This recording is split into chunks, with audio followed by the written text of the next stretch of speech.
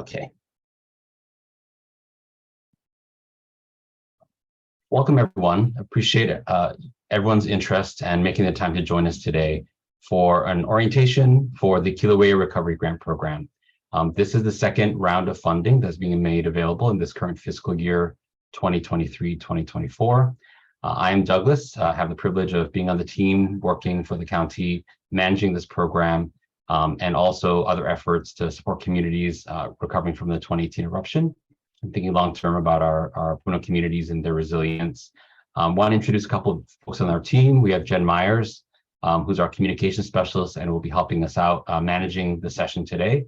And really want to recognize Patty Pinto too, who is our rock in terms of managing this program, but also is a resource to grantees, both current and future. Just a couple of quick points. We're going to spend some time working through presentation and we'll reserve questions towards the end. This recording and the PowerPoint presentation we'll be walking through will be available on our website. And maybe Jen, you can drop a link in for the group. Thanks. I want to provide an overview of what we're looking to cover today, touch base on kind of what is the process for the application program and what the timelines look like. We also want to kind of share information about what's new for this year. We will also walk through the application form. And there's instructions and other resources that I will point everyone to towards the end of the presentation that are also available on our website. But we thought it'd be helpful to just kind of talk through the application, which is a really key piece of the process when folks sit down and download the forms. Want to touch on before we wrap up to like resources and support through this process and to kind of touch on other grant opportunities. And as I mentioned, we will close out with time for a question and answer from everyone who's joined us today. So process and timelines. We posted our application information this past week. Last week on September 18th of 2023. I have the website here that will be available on the PowerPoint for you to click onto. But if you go to our recovery website, you'll be able to access the information under resources and recovery grants. The application deadline is October 27th, 2023. We will be kind of holding to that deadline, submissions at 4:30, and no applications will be accepted after this deadline. After we receive applications, we are going to be working through a review and recommendation process. A panel of staff on our team are going to be reviewing all the applications, scoring them independently, much like something that others may have experienced in terms of requests for proposals or maybe other grants you might have applied to. Our objective is to notify everyone of the outcome of the grant decisions by November 15th. So we really want to focus in to be able to move things forward. Once we have recommended awards from the grant applications, it's really two paths from there. For grants that may be awarded up to $25,000, we can work to authorize those through the Director of Finance. For grants that are awarded over $25,000, we would need to go to the County Council for authorization to award these grants. It's part of our kind of regulation and procedures. And so that would take a little bit more time following the notifications, right? So we anticipate possibly in December working the process with the council. And after we've completed these authorizations, we would be working with everyone on your contracts to award your grants that have been authorized.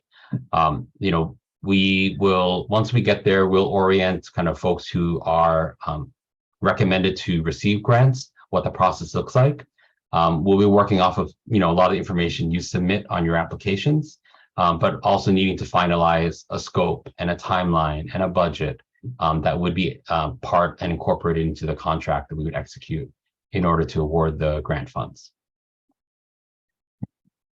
As many of you are probably aware, over this past couple of months, the County Council actually took on an amendment to the county code that was initially Bill 56, eventually was adopted as Ordinance 2023-64.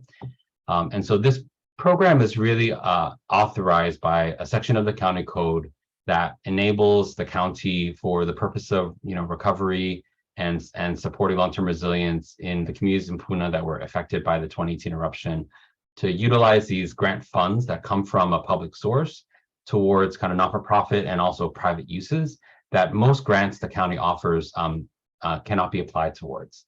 And so in coming back and revisiting the code, there were a couple of goals in mind.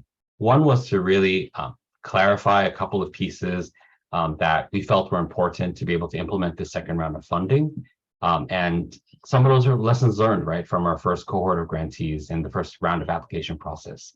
A second really important piece was to, really clarify the eligibility and the use of these funds. And so you'll see on the right hand of the page a direct copy with a highlight of the text changes, specifically section 2-250, subsection A2, that speaks to kind of eligibility around the evidence of the nonprofit being directly impacted by the 2018 Lower East Rift Zone eruption of Kilauea, or service to lower Puna communities, which we also then spell out. So we hope that this can be a clarifying guide in terms of where the priority of the resources are going towards to support programs and projects that you all will hopefully be applying for. And there was also a piece around kind of, in addition to thinking about disaster relief and recovery, long-term resilience. One part of this was, a number of the grantees from the first round of funding in 2021 were able to kind of leverage the grants that were awarded and think about kind of long-term. And so I think that was also one part of the language change that you see referenced here on the left side of your screen. Another point of clarification is kind of what we see here. So the left side of the screen is kind of old and unchanged. The right-hand side of the screen, we tried to make new for this current round of funding in terms of clarifying the application of the Max Grant Award. So I'll take a moment to walk through it a little bit, because really this is important for everyone's awareness around eligibility and kind of where the resource could go. I'll say it again, the content on the right was part of the first round of funding and continues to be part of this upcoming round of funding.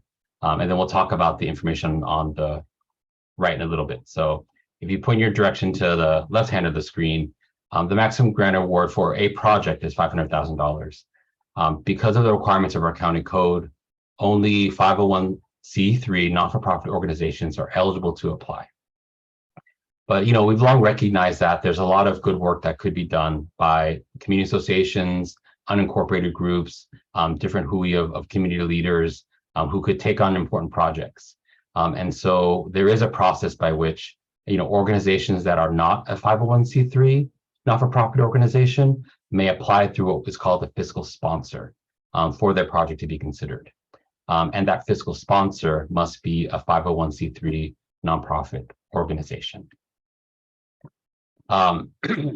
What is new, right, is how does this maximum grant award apply to the situation where a 501c3 not-for-profit organization may be applying to lead a project, but they also may be relied upon to serve as a fiscal sponsor for a lot of the important work that kind of folks are setting out to do.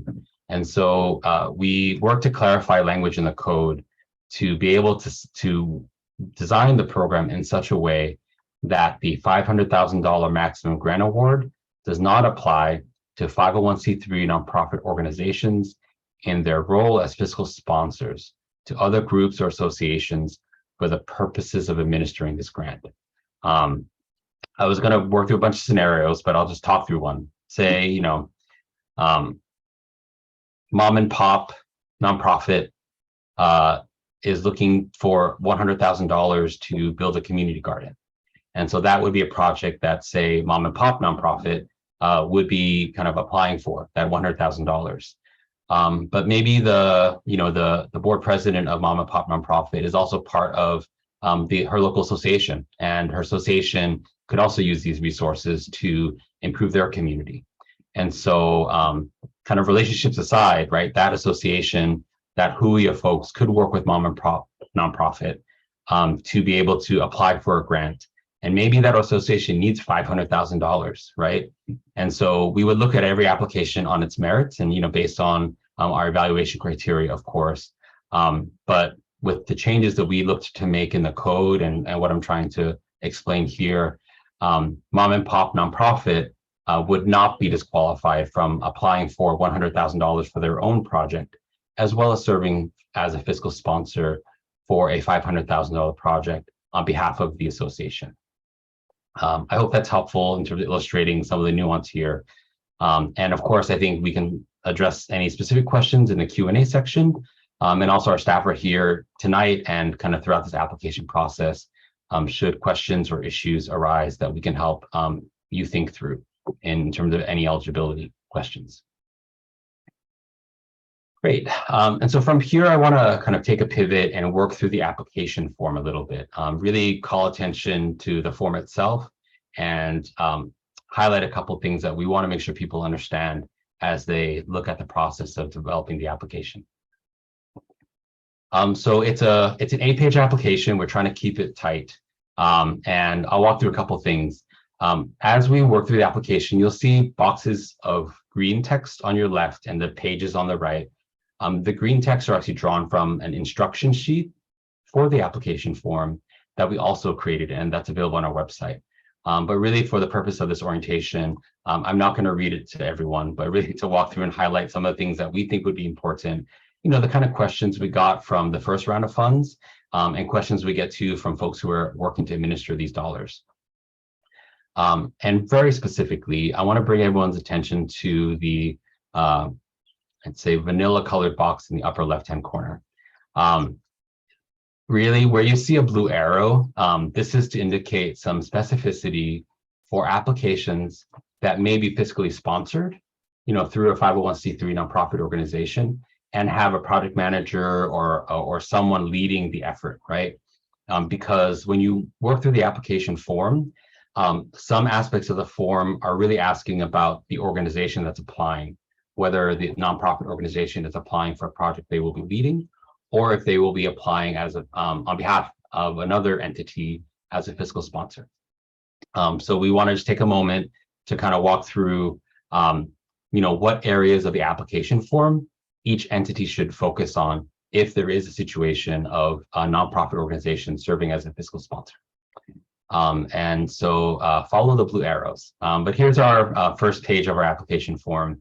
It's really where we're looking to capture the information from the applicant organization.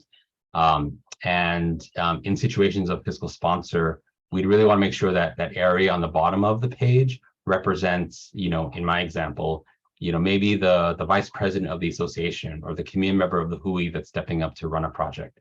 And the fiscal sponsor's information will be reflected on the upper half of the page. So here's the next section of our application form, really to understand the location and the nature of the project, but also to be able to speak to kind of the eligibility requirements that I mentioned earlier that are spelled out in our county code. We are asking for the geographic areas to be served, and really kind of what are the major objectives, right? What are your project looking to achieve? We have categorized them roughly around the areas of our resilience capacity areas and the structure of our Kilauea recovery plan, but it's really kind of sector and content based, right? We really recognize and value that your project may check a couple of different boxes here, right? Is there really a line between natural and cultural resilience, right? In our place and in our culture and practice? Maybe not necessarily, but we ask you to kind of select your most comfortable home, right? When you talk about the categories that we are offering here. And both the question regarding geographic areas, as well as kind of which resilience capacity area your project most aligns with, are really kind of good for the project manager, right? The project lead to articulate. The latter half of the page, related to questions 2 and 3, are really representing the status and the history of the nonprofit organization that's applying, whether they're applying directly for the grant funds for their own project or applying on behalf of another entity as a fiscal sponsor. On page 3, this is really where we get into the details of the project, right? And so the focus really is zooming in on the project itself. So what is the project description? What is the budget? What are the sources of funds? And the project should really speak to what you're looking to achieve. Are you bringing people together? Are there partnerships involved? What's the larger impact that you're looking to accomplish with this work that you're seeking grant assistance for? And for the budget, there's a couple facets here. We're interested in understanding what is the budget of the project itself. Like the example I offered earlier around $100,000 for a community garden. And what's the budget of the organization, right? And so that's really one where it zooms back into the nonprofit organization. The number of people served by the project, right? Say, 50 master gardeners will be trained. That's where we want to really focus on that box. But then the total people served by the organization kind of reflects back on the not-for-profit organization. And for question number 6, the project funding sources, identify all sources of funding applied to this project. So this is really important because I think for when we look at the review process for the applications, it's really helpful to know what are other resources that are being contributed towards this project. It could be, there's no requirement for what we often call like a matching fund. Say someone gets granted $100,000 and they must offer $20,000 from another source. We don't have such a requirement. But there may be projects where other grant funds or other resources from the organization are coming in. It'd be important to kind of work that out. And we're asking for the project, right? So what that means is, the total that you end up with in the lower right-hand corner of question number 6 should be aligned with that first figure you enter in question number 5, where it says total project budget, right? So it's different sources coming in and really focusing in on kind of what are the different pieces of making this project happen.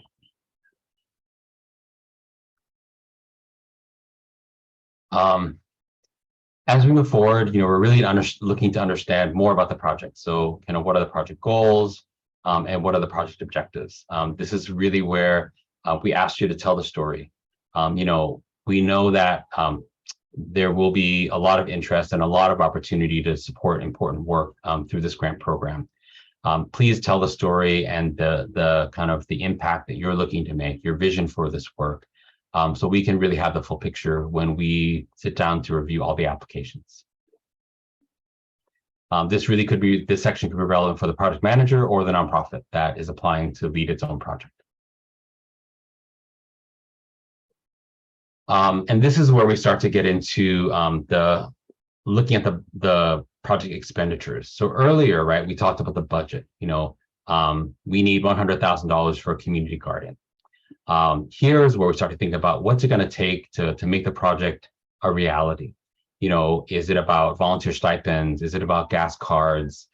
Is it about hiring a master gardener to do some training and capacity building, right? Or with local residents that are, would be served by the community garden? Is it about, gloves and garden tools or seed stock and things like that? This is where we would ask you to kind of build it all out. When we talk about the total budget, right, that's the total budget, regardless of sources. When we talk about the grant request, right, the REQ on the furthest right column, that's the amount of grant funds you're requesting through this program itself. And the other funding sources makes the difference, right? So I'll take that garden example one step further. And maybe the garden actually is $110,000 when you actually look at all the expenditures, right, that you need to make the project whole. And so the total project budget, right, would look at everything that adds up to 110. The other funding sources, maybe a donation from a local church, right, would make the 10,000. And then you'd be asking for $100,000 in that furthest right column under grant request. For the next part of the application, question 10, we're really asking folks who are applying, if you do not receive a grant fund for the full amount of requested, would you be able to scale your project to be effective with less funding? Or what other options would you consider? Say we take the community garden example, and the county may only be in a position to fund $90,000, right, of the full request of the $100,000. Does that mean that, instead of serving 50 gardeners, we're serving 45 gardeners? That's what we kind of like to understand. But sometimes you need the whole hog, right, to make dinner, right?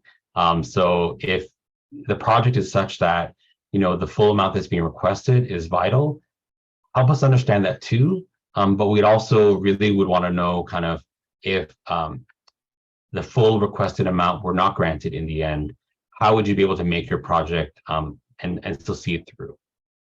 Whether it's scaling the project, deferring some aspects of it, or maybe kind of identifying other resources that could make that total need more whole. This next one really zooms back into the not-for-profit applicant, right? So whether that not-for-profit is stepping up as a fiscal sponsor or the nonprofit organization is applying directly as a project. This page and the final two pages are really about conflicts of interest disclosure here, and then other required kind of certifications that any applicant to the county for grant funds needs to make sure that they comply with. So if you apply for grant funds before, it may feel familiar. It's a pretty standard piece of the form that we do. It's really around identifying any conflicts of interest. And lastly, I mentioned earlier, kind of these certifications of understanding. We could revisit some of the language if there's a lot of questions on it, but it's in the application form itself. It is standard, and it is really for the nonprofit organization, whether they're directly applying for funds for a project or they're serving as a fiscal sponsor, to complete this on behalf of the organization. And I want to take a moment to kind of really talk through like why certain aspects of the application are critical for the nonprofit organization to fill out and reflect versus others, which are more about the project. In the process of managing these grant funds, right, the county needs to understand like what is the experience, capacity, internal controls, issues around conflict of interest of the not-for-profit organization that will be stewarding these grant funds, whether they are stewarding these funds on behalf of their own project and their own organization, or they're stewarding these funds in partnership with an entity and serving as the entity's fiscal sponsor. So if it's helpful, that's really kind of where some of the nitty-gritty in terms of who fills out which application, it does matter. But that's kind of the end of the application form. There's also a submittal checklist that involves some organizational documents that we request of everyone. That is also for the nonprofit organization to prepare on behalf of their organization to submit in addition to the application form itself. So resources and support. If you look at on the left-hand side, Patty has really led this program over the last 2 years. She's a resource if you have questions. Here's her number, here's her email address.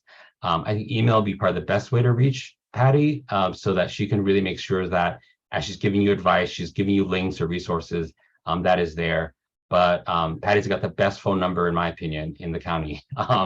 And so you can also give her a call if you need some questions answered. I'm sharing the website where all this information is available. And on the right, I walk through kind of some of the components of the application process, the application form itself.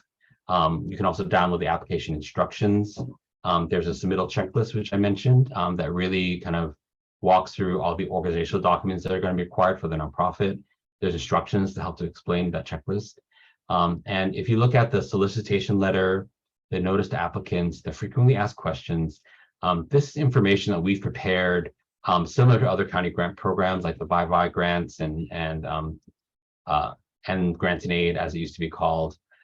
This is information for you as applicants, right? For members of the community who are trying to understand like what is it that the county is looking for? How does some of the issues that I talked about in terms of the requirements in the code translate to the application form, translate to kind of how do I think about an application? So we really erred on the like, let's give whatever information we think might be helpful as a resource for everyone who's looking to navigate this process of the grant application. And we are here to support you if maybe your questions are not answered in these information sources, or maybe you have a really specific one about your project and what you're looking to do. And again, once again, we really invite you to reach out to us.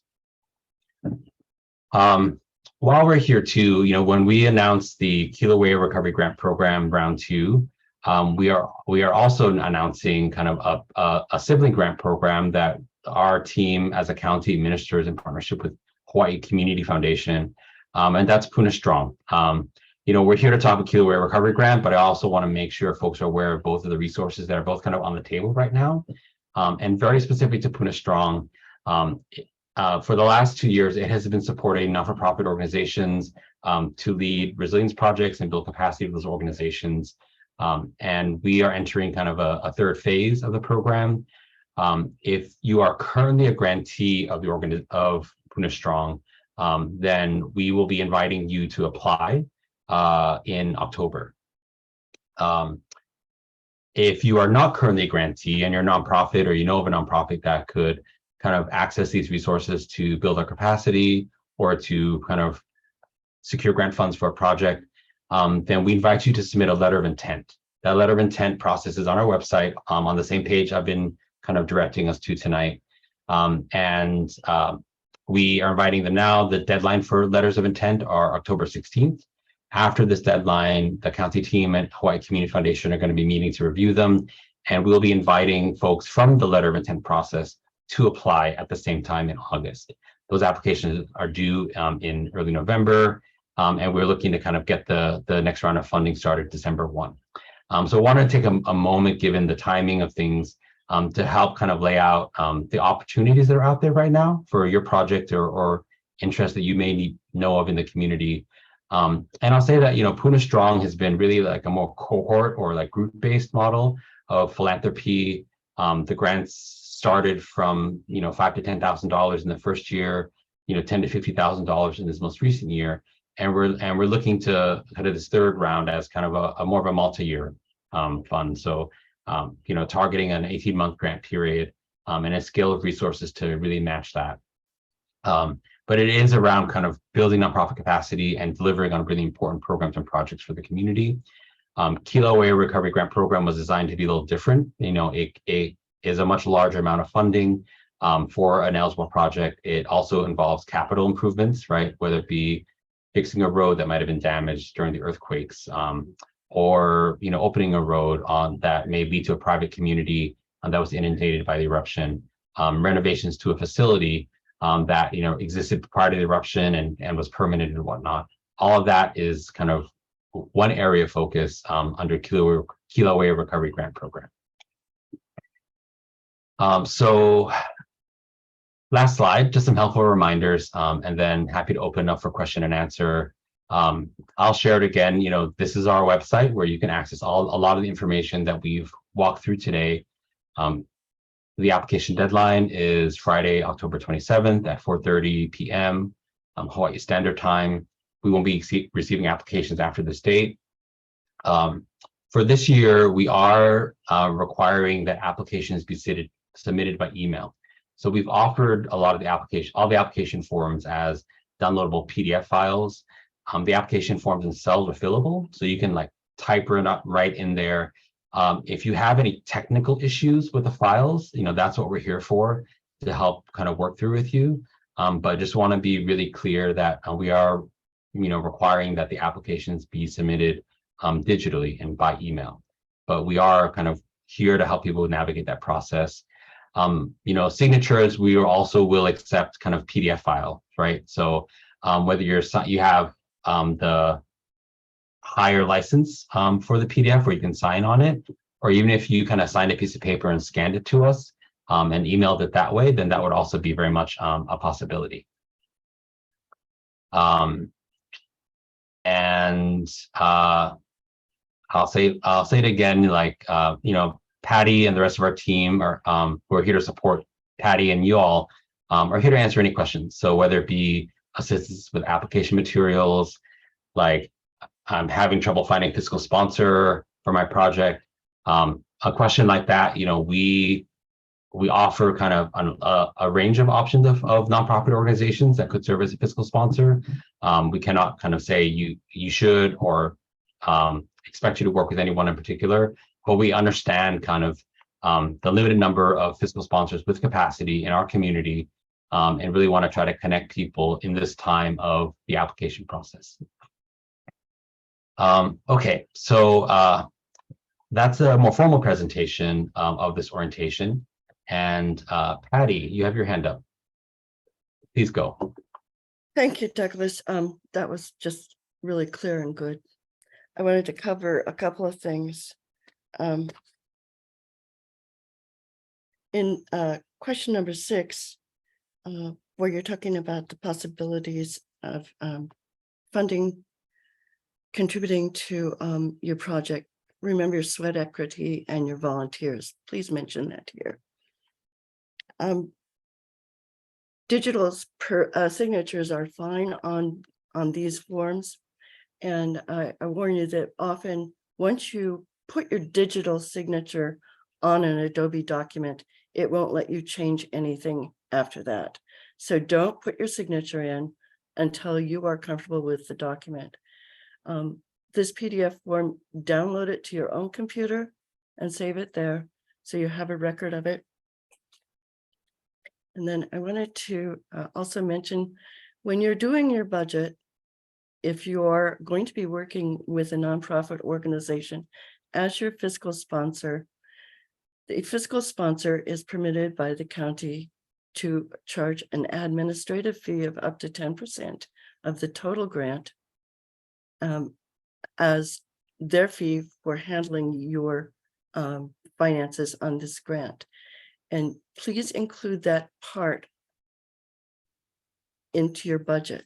So don't exclude that 10% if you're working with a fiscal sponsor.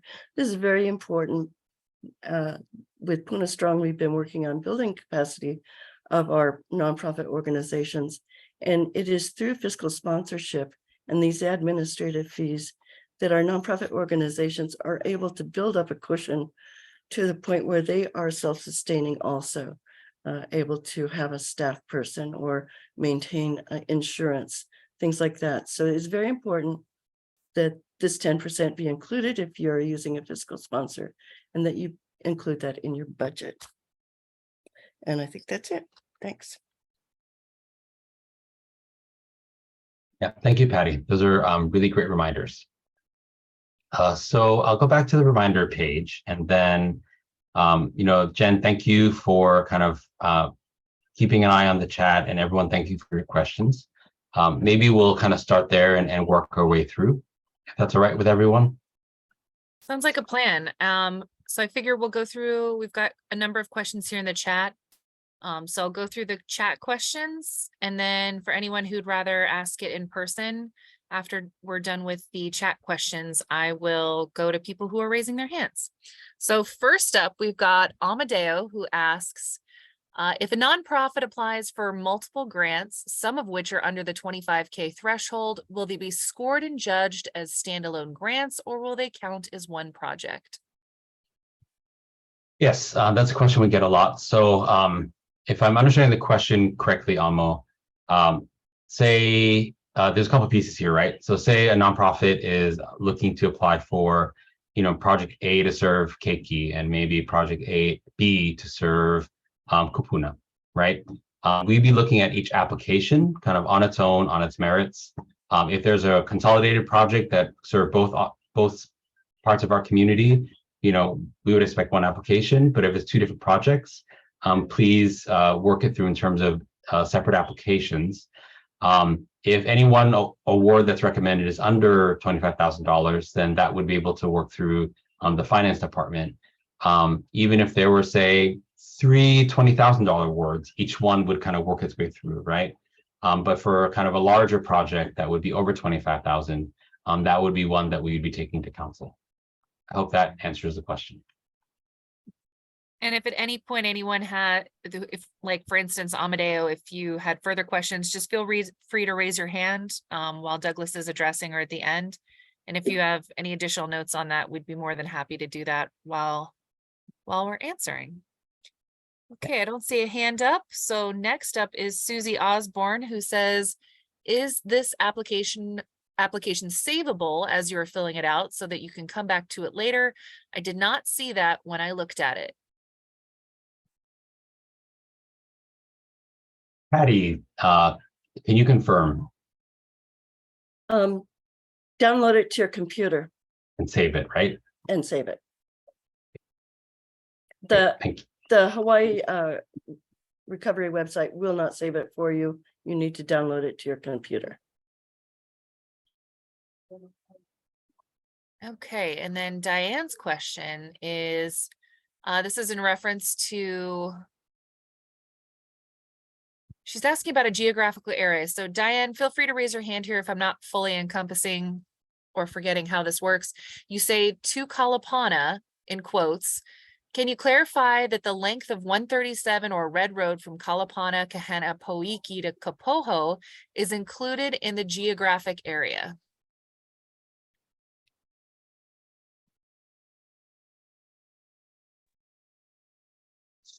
So as we were working on the language in this code amendment, the approach was an inclusive approach, right? And so if we marked a place as a boundary, say, it was inclusive of that place. And so if I'm understanding your question correctly, then it would be inclusive of kind of the stretch of Red Road. Thank you. Of course. Perfect. All right. So next up, we have another one from Susie who asks, when will the RFP for Punastrong be available for review? Sure. So this may have been addressed, but it definitely kind of bears repeating. For organizations who are not currently Punastrong grantees, letters of intent are open right now and due in October. And for folks who are currently grantees, they will be invited to apply for Punastrong round 3 later in October. Sorry, but that's sending a letter of intent. Does that mean the application is already available somewhere? No, the application for current grantees under Punastrong is not yet available. That's what my question is, RFP, when it's ready to review, sorry. Sure. Yeah, we'll be opening it up kind of around this date of October 20th that I identified. Probably a little bit right before, right? But we'll be directly inviting both current grantees that are eligible and then those folks who are invited through the letter of intent process. So that's like 12 days to do that application?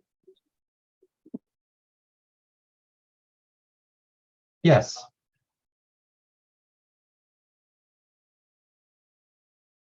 All right.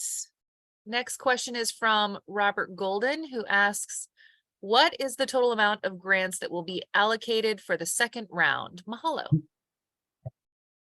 So right now our target for the kind of full round of funding this time is $3.5 million. So that's the scale of funding that we're looking to award.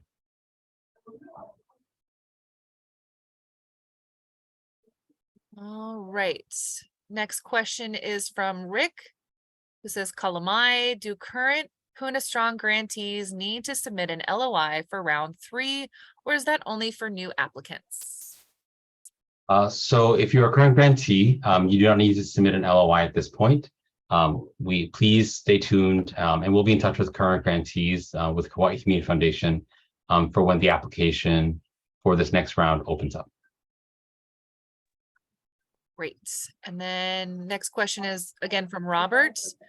Will the application allow the grantees to submit images to support the explanation of the project?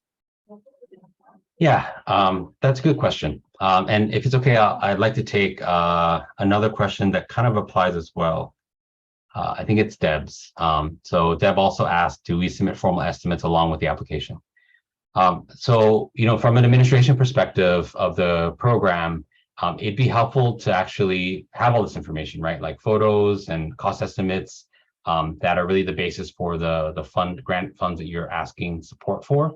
And so there isn't a technological way to append it to the PDF. I know there are folks smarter than me on how to work through that. But you can also feel free to submit those digitally as well, in addition to your application forms.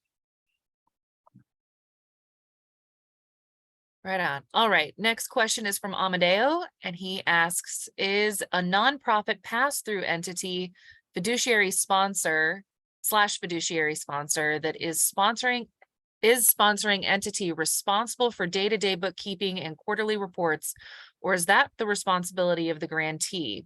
Obviously, the sponsor needs to keep accurate and reliable records, but is it the responsibility of the project managers, or is the pass-through / sponsor required to perform this function? Patty, please.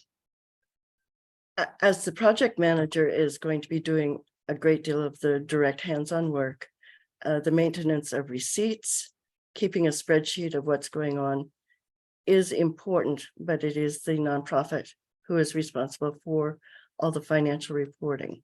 So the nonprofit shouldn't have to be dogging after somebody. Can you please send me a receipt for that last thing you bought? No, the project manager should get that into the nonprofit who is responsible for the financial reporting. Great. But the nonprofit is going to be given the money by the county. The county's relationship is with the nonprofit organization. It is not going to be with the entity. So it's the nonprofit who is really fiscally responsible for this project and all of its financial reporting, which Hawaii County Code really outlines very clearly. Great. I see Eileen, you've got your hand up. What's up? Couple things. In response to that last point that Patty just made, it is a good idea for the nonprofit, if they're a fiscal sponsor for a project, to create a memorandum of agreement with the entity that they are working with. I know we did that with Leilani Community Association when we handled round 1. Anybody needs help with an MOA, I'm sure we can help you. And secondly, you said 3.5 million is the stated amount for this round. We had 3.7 million given out in round 1. Is there a reason we're restricting it to such a low dollar amount? I see a lot more people with interest in this round than maybe the first round. And then the next question I have is related to Puna Strong. So maybe answer the 3.5 million question first, and then I have another question about Puna Strong. Okay, so at this point, in terms of the, and Robert, I see your question too, which I think is on the same topic. Our target right now is $3.5 million for this grant program. That is where we're going with the award of the grant funds. Okay, because we have 15+ million sitting in that funds that are being used for these grant supports. And so it seems like using just small amounts is not getting us to recovery as fast as we could. Just making the point. Carryover in the Puna Strong grants. We were told that we could request a no cost extension on time. Mm-hmm. But I talked with Kelsey Chow this morning, I can't remember. And it appears that if you do a no cost or no cost time extension on your Puna Strong round 2, that restricts your ability to apply for Puna Strong round 3. I just want to point out that as a nonprofit, we do use our grants to leverage other grants. And so we're dealing with combining different timelines in order to do projects. And keeping us restricted in that timeline really inhibits our ability to fully expand a project with funding coming in. Yeah. So I wonder if we could have a greater discussion about that restriction for Sure. the of Puna Strong. Yeah, no, it's a really important point you're raising. You know, for a number of grantees, and this will also apply for Kilauea Recovery Grant, right? There's a number of projects that are pretty complex, right? And just aren't reasonable to complete in the standard year that most grants get awarded on. Just to zoom back in on Puna Strong, what you just represented in your conversation with Chelsea isn't fully what I understand. I know that a couple folks have gotten no cost extensions, and I'm really happy to. We're actually meeting with Hawai'i Community Foundation tomorrow. Let me follow up with them on this point and kind of the expectations that they're looking to set to make sure I'm getting you the best information. But we did not specifically intend, if someone needed more time for the Puna Strong grant in this current year that just wrapped up, to have it affect their ability to apply for a future round. So thanks for letting me know about that, though, and I'll follow up with you, Chelsea and I. Thank you. Thank you. All right. Next isn't a question, but just a really good note for everybody. Dendra says that a good idea is to save a copy of the PDF as well to have a backup, and then you only sign your final copy so that you have something that you can continue to edit, which is really good advice. George says, can we use an unlicensed contractor to build a fence?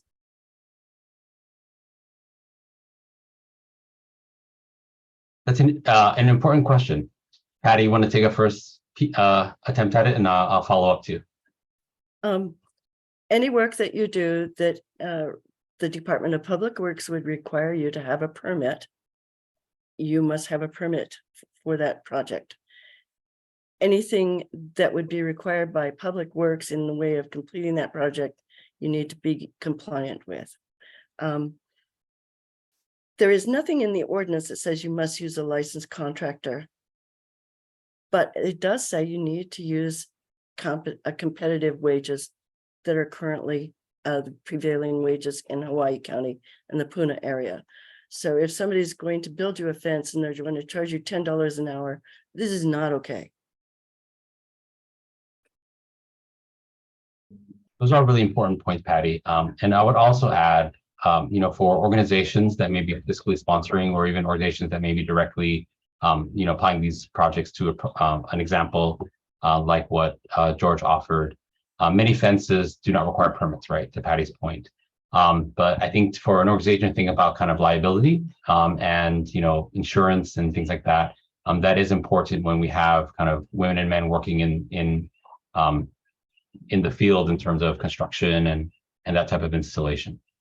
So really, as Patty said, there's nothing specific requiring around the question of licensed, unlicensed, but we would advise kind of any organization undertaking a project to think about those considerations in terms of your own liability and internal controls and procedures.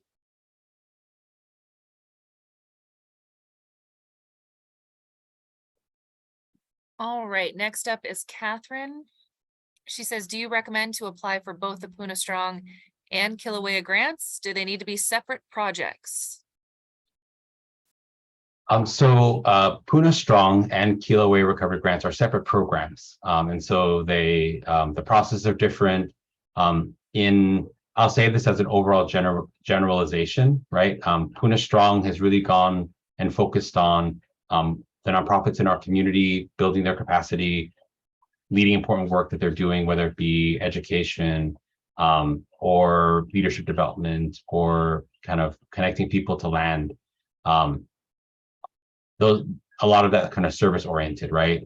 Where Kilauea Recovery Grant Program provides a different kind of opportunity that isn't limited to nonprofit organizations to do important work in the community. You can, everything from greenhouses, road repair, road restoration, building renovations for, even if it's a private facility, something like a school or something like a church that serves the public, are the kinds of ways that kind of these grant funds have been leveraged to benefit the broader community. And so, maybe Catherine, Pat or I happen to talk to you offline too about the kind of project you're thinking about. But just know that the timelines are kind of overlapping in some respects. And generally speaking, kind of the programs have served different aspects of these support services or programs and projects in the community. All right, next up is Rick, who asks, as for the budget, are general liability insurance and accounting standalone line items, or are they collapsed into the 10% admin fee? It's generally my understanding that organizations managing county grants cover necessary expenses like accounting and general liability insurance under the 10% administrative fee. I think sometimes other grant programs that I've interacted with at the county aren't so clear about that expectation at the onset. And so that means sometimes people incorporate those necessary expenses as a project expense. But with the opportunity to kind of, and thanks for the question, Rick, opportunity to really clarify, that's really where those necessary expenses should be focused. Patty, any kind of outliers from what I just described? An organization may have an accountant on staff or a bookkeeper on staff. They may have their liability insurance costs for a year. This should not all be charged to the project. Only that portion which belongs to that project should be charged to the project. Yeah, also a super excellent point. There are a lot of ways that nonprofit organizations in their financial management think about the allocation, right? Some people think about it an allocation based on square footage. The program uses half the space, so we're going to charge half the admin to it. Sometimes you think about it proportional to the overall budget, right? So say it's a $200,000 organization and it's a $50,000 grant, right? So they allocate some of these administrative costs accordingly. Best to talk to your accounting staff and organizational leadership about the best method for allocation. Eileen, is your hands up on the same topic you'd like to add on to? Because with the Puna Strong grants, you're able to include in your budget the cost of project coordination. Is that the case for the Kilauea recovery grants as well? Yes, it is. So I think this is an important point as well, and kind of a lesson learned, especially from the first round of funds.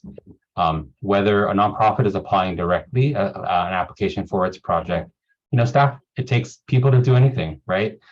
Staff support to make that happen.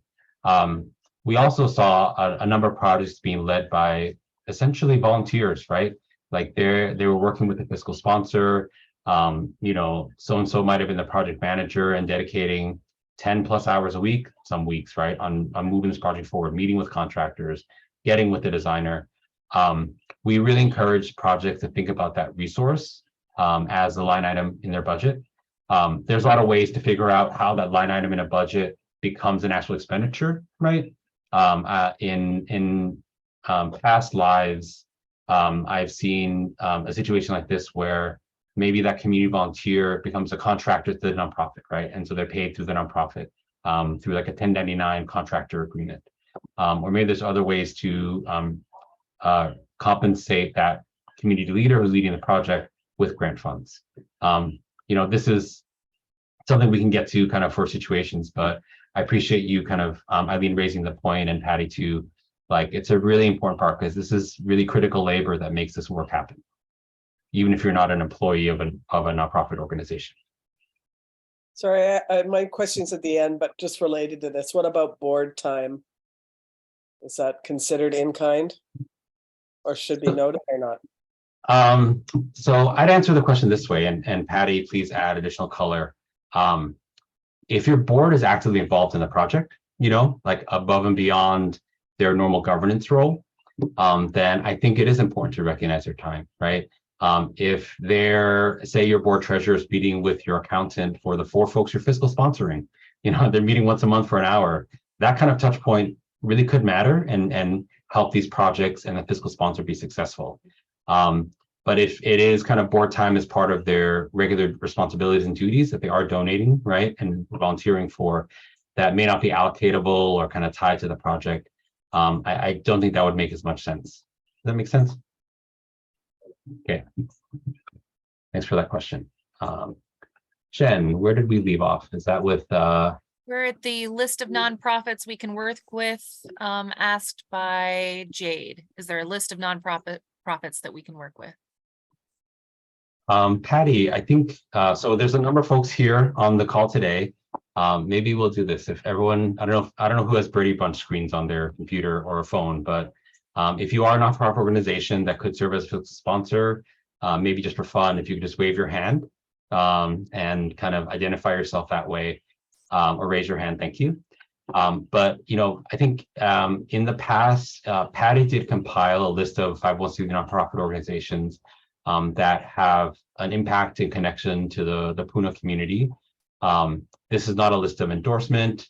We just like to work with our neighbors, right? And so you can work with any not-for-profit on our island or even within the state. If say you want to do biocultural regeneration, and there's a really solid nonprofit in Waianae that does that work.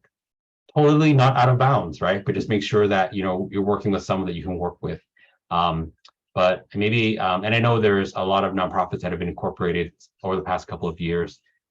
So maybe what we can do, Jade or anyone else who may be interested, please reach out to Patty, and Patty could circulate an updated list of potential partners. Also on the recovery website, the annual report for Kilauea Recovery Grants Round 1 lists all the nonprofits. You can see them there. Yep. Eileen, note your hand up. That reminds me, I had a question when you were going over that section about eligibility, which I thought was kind of strangely worded in terms of there's an end, have served these areas. Somehow I'm not sure that I understand that whole phrase. Can you bring that up possibly and explain that to me? Because Totally. if you think we can work with nonprofits from Waianae, I see that as excluded by that language. I see what you're saying. Okay. Am I correct there? Let me do this. Quite understood that language. It's a little awkward in terms of the standard English. Sorry. Yeah, give me a moment. Let me pull it up. Yeah, I think it is helpful to clarify. So can everyone see the PowerPoint? It's a little, it's kind of, there was a lot of really important dialogue around this change to the code at council, because there was a lot of focus on getting it right. It matters so much. And so when you look at the standard English, let's walk through it together. Subsection 2 says evidence that the nonprofit was directly impacted by the 2018 Lower East Rift Zone eruption of Kilauea, or emphasis is mine, underline and italicized, service to Puna communities, which is defined as extending to these geographic places and other communities proximate to the Lower East Rift Zone. And so I'm sorry, somehow I just evidence that the nonprofit was directly impacted by the event, or it provides service to Lower Puna communities. I'm just feeling like there's something missing. I don't quite understand. Yeah. There's an S missing, or provides. Thanks, Susie. It's not just me. I was struggling to understand that. Yeah. If it is an organization that provides service to Lower Puna communities, and it has in the past done so, even though it's not on island, say an Oahu organization or whatever, but they've been doing this in the past, then they would qualify. Is that how I understand this language? Yes. So I think the way that and we if folks revisit the council dialogue about really getting this language right, we did get into grammar and syntax, and even punctuation and conjunctions in a very specific level. But this is the code as it was adopted. A couple things, right? I think to try to answer your question, Eileen, and I'm sure others have this question as well. I think it's a piece where to really look at eligibility and kind of how it's articulated in the form, who are we looking to make sure that they meet either or both of these criteria? And it's the nonprofit that's doing the work, or is the entity that's doing the work? It's really kind of, I think, front and center in how we are applying this requirement in the code. I think that knowing kind of our community, and we'll want to stay really close to home in terms of potential nonprofits that we could partner with. If you are looking for a fiscal sponsor, I think it makes a lot of sense too, right? Because it is a partnership, right? You know, Patty talked a lot about the work that the project manager is going to do with accounting and administrative staff at the organization. Eileen offered a wonderful suggestion about establishing an MOU, right? This is not an arm's length transaction. So that's really important. But I brought up the example of, say, a nonprofit organization that's incorporated in the state that may be off island, because we've also seen that kind of synergy as well, right? In terms of really support for and bring some expertise, right, to support the project for folks who are in our communities, boots on the ground, delivering on the project. So that was really kind of where my example was coming from.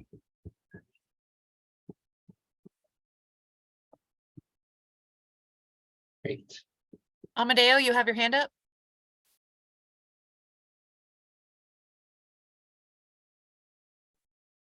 Yes, I'm sorry. I was having a hard time finding the right button.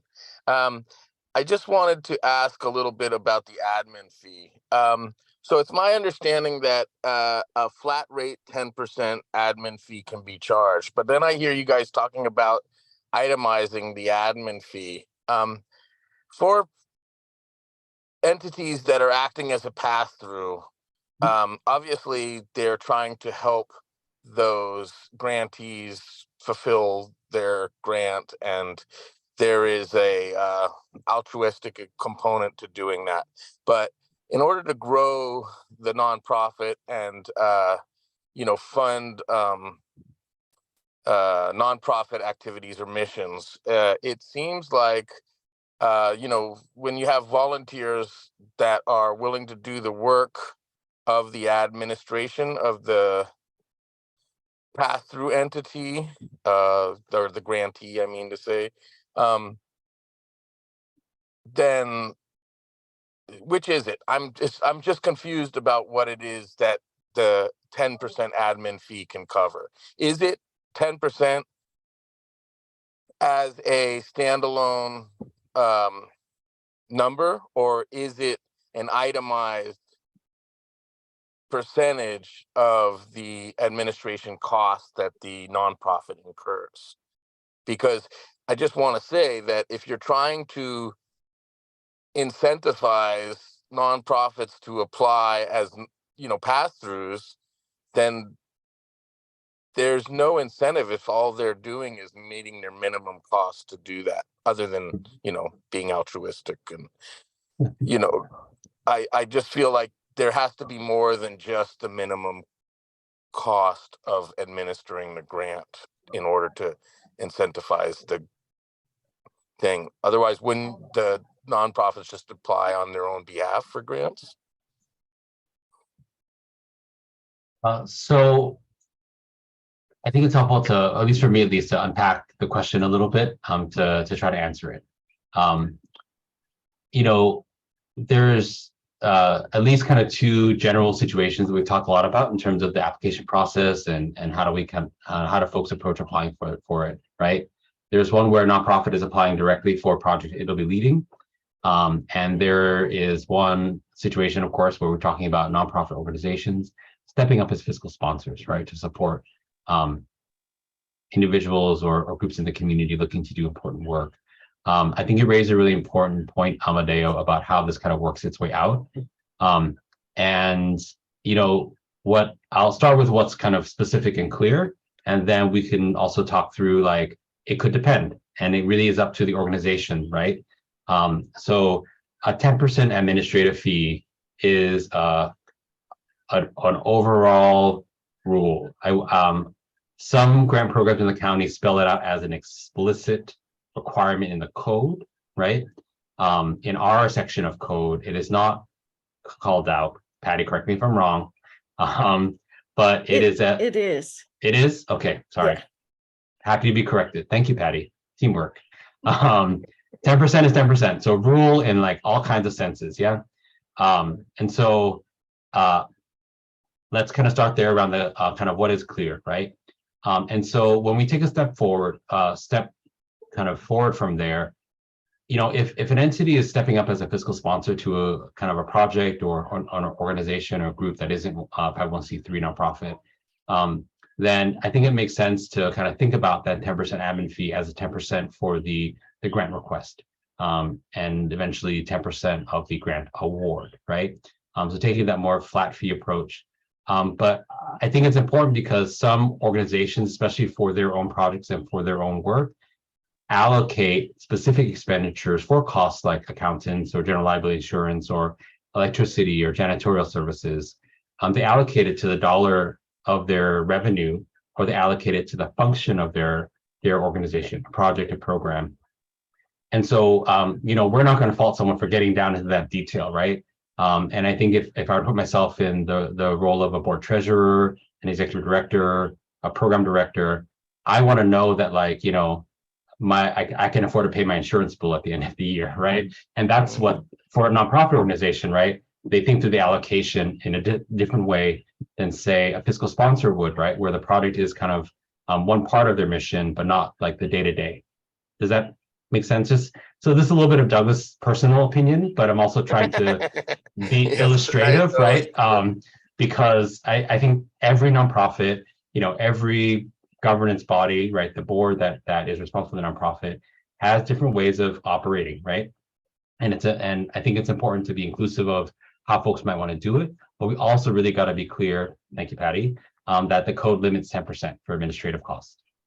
But just to be clear, a nonprofit is allowed to charge a 10% administrative fee for a pass-through thing, regardless of what their actual administrative costs are. Yes. Thank you. Yes. And can it be also said they can charge less if they so choose? Absolutely. Absolutely. And also, when we talked about putting it in the budget, this is for the project manager, the organization or Hui, who is using a fiscal sponsor. Please include that 10% of your total grant in your budget, so you're not blindsided by not allocating enough money for your project, because that's a real cost. Yes. Yep. Thank you, Pat. Thank you, Douglas. Of course. Okay, so maybe Jen, let's can we catch up on the chat questions? I know folks have been asking additional questions too as we've covered these topics. Absolutely. Taliason, do you feel like your question about expanding on the difference between the two programs was answered? Can we move on, or did you want more clarification? No, that's good for me. I think it was answered. Fab. Eileen, you just wanted to let the group know that minimum wage raises to $14 an hour on January 1st, 2024. Great note.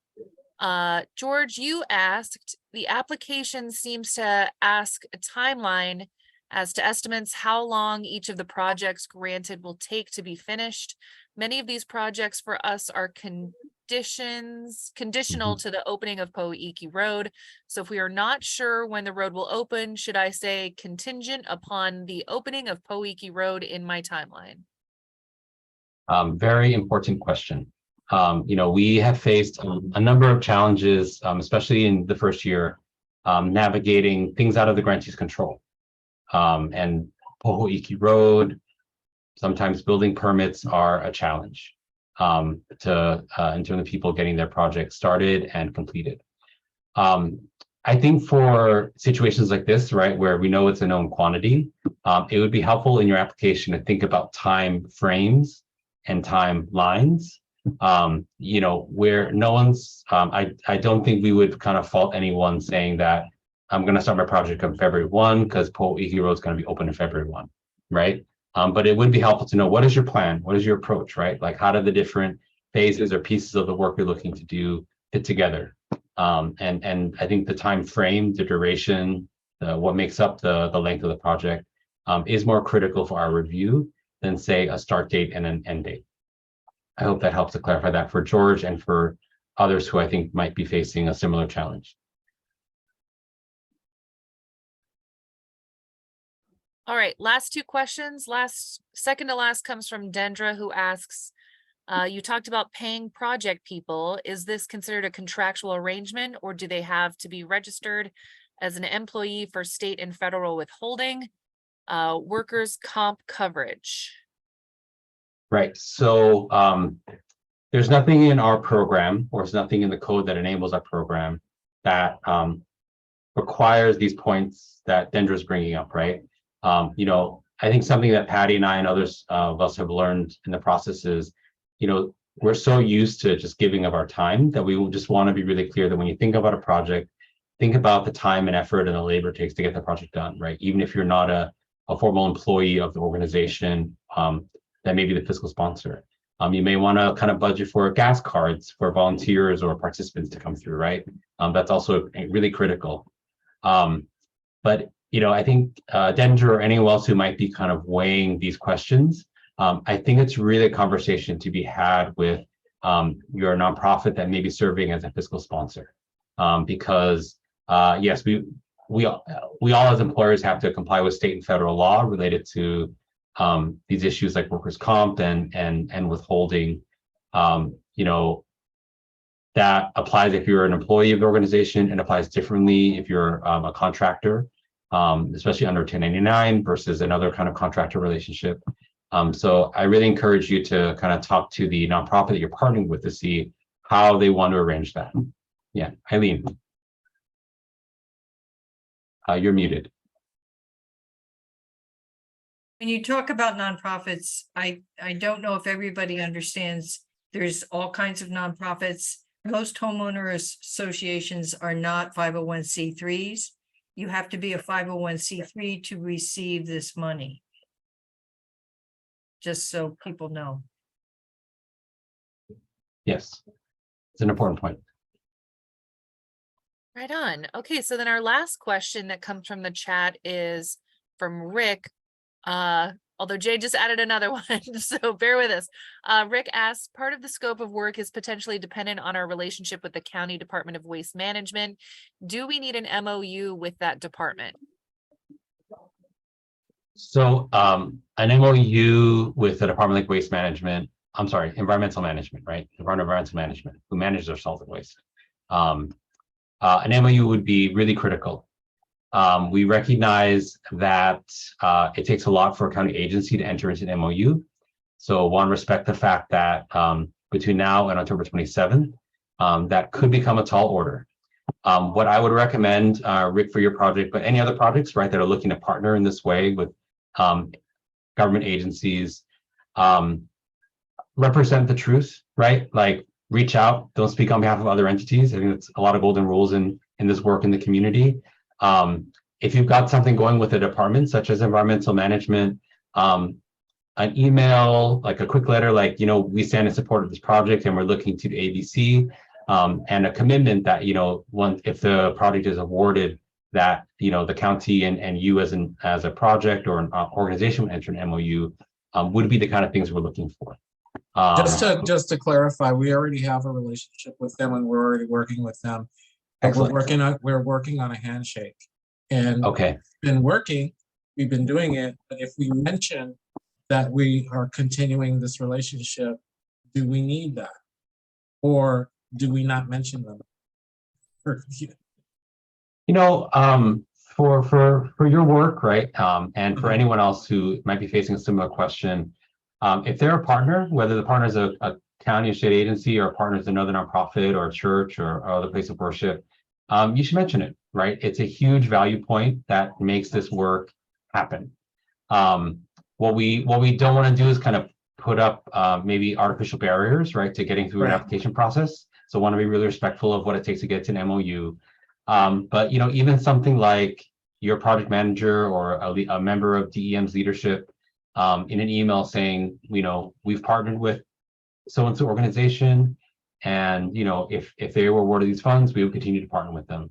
I think that would be A continuance important of what's already going on. Okay, great. Yeah. Thank you. Yeah, handshakes are handshakes. Yeah, and you know, just the work you've been doing with them, and I know DM partners with a lot of people, do a lot of issues, right, that are above me on the county resources. So I have a sense of what you're talking about. But yeah, just document it in a way that you all are comfortable, and talk about kind of the value point of that relationship and that work together Thank you. in the application. Yep. Okay, last question is from Jade, who says, Kalamai, hope it's okay to ask this question. So I have an 8.8 acre farm property that got rendered inaccessible in Malamaki homesteads. I have not received any funds or grant money to help yet, and I'd like to apply at this time, but I'm feeling pretty overwhelmed with this process. How can I get support within this process?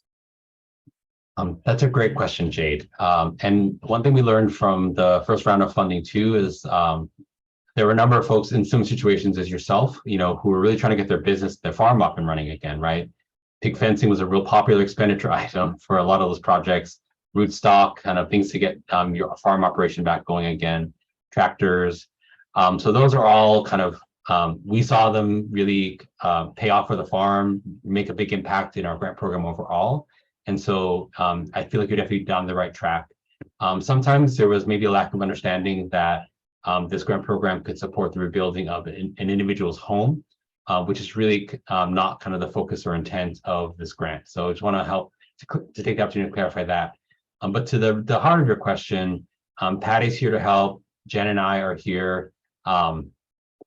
We totally appreciate that this is a lot, especially if for someone who may be new to this world of county grants, nonprofit organizations.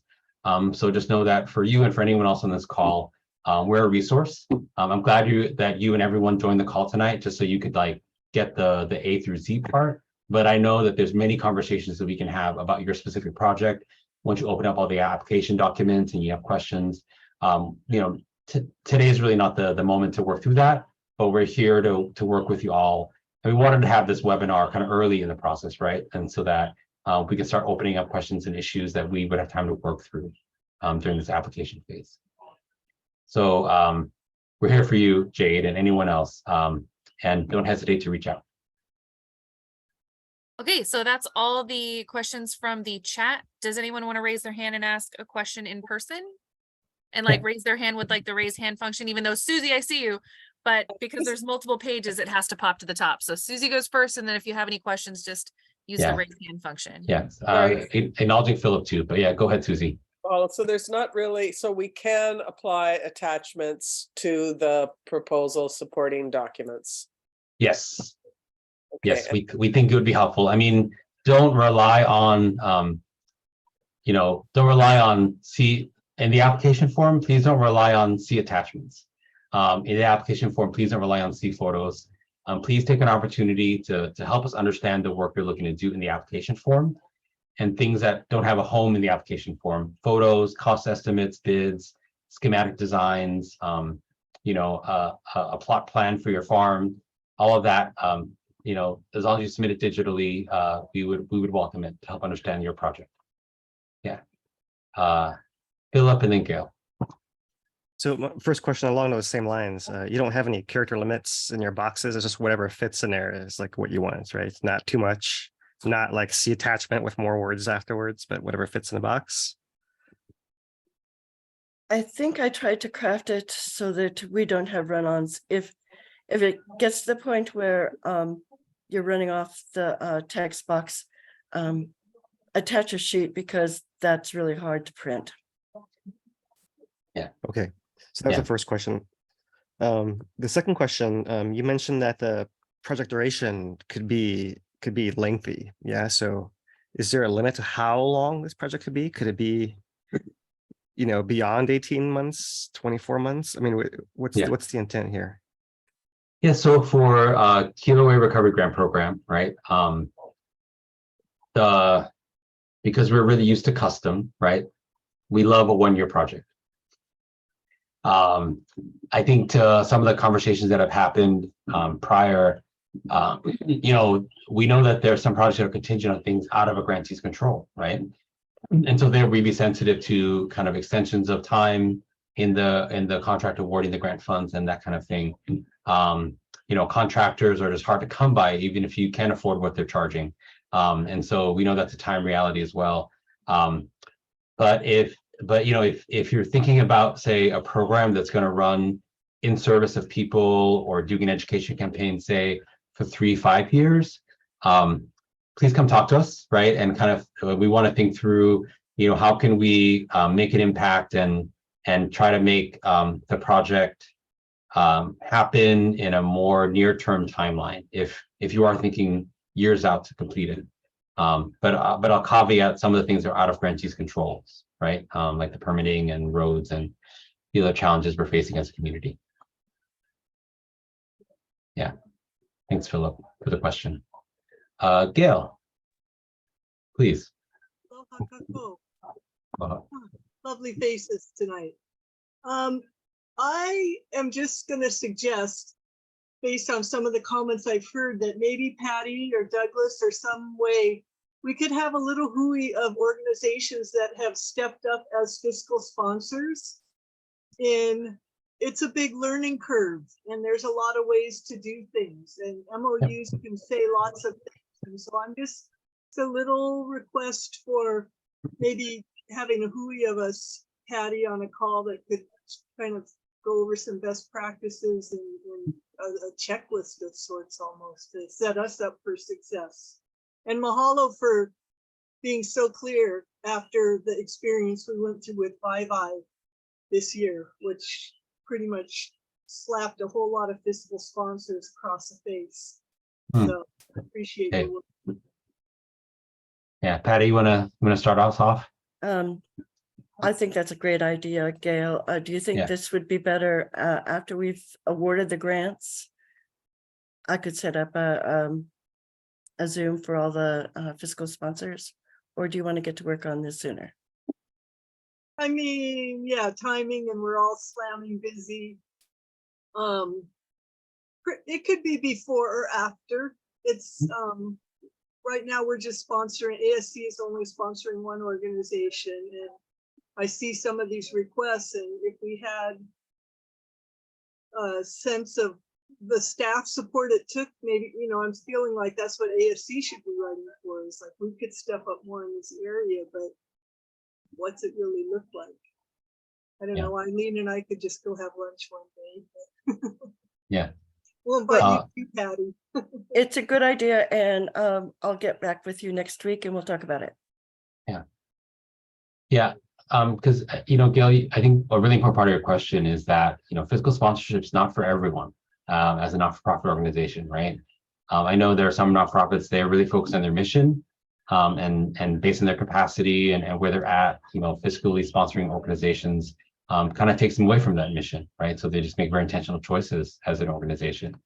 I think there's kind of two parts, right? So I think for anyone on the call today or who's listening to this recording after tonight, if you're struggling and looking for a fiscal sponsor, please reach out to us and we'll try to at least kind of let you know who's out there in the community who has experience doing this, right? And you can pick up the conversations from there. But I do think it's a great idea, Patty and Gail.